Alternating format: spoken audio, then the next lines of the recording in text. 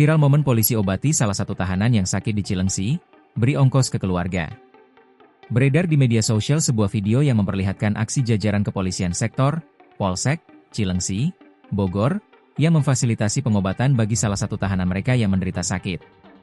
Dalam video yang diunggah oleh pemilik akun Polsek_Cilengsi, pada Selasa, 10 Desember 2025, tahanan bernama M. Sodikin, yang tersangkut kasus pencurian kabel, diketahui menderita penyakit polip sebelum ia ditahan.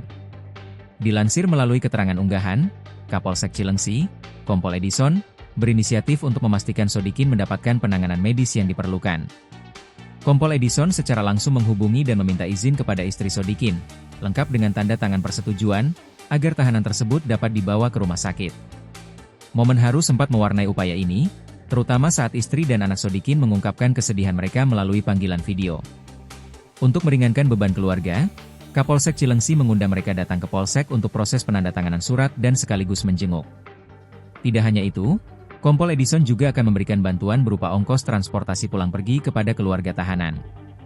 Langkah ini menegaskan komitmen Polri, khususnya Polsek Cilengsi, bahwa meskipun proses hukum harus terus berjalan, hak asasi manusia, HAM, dan ikatan kemanusiaan, termasuk perhatian terhadap ikatan keluarga tahanan, tetap menjadi prioritas utama. Download Tribun X sekarang, menghadirkan lokal menjadi Indonesia.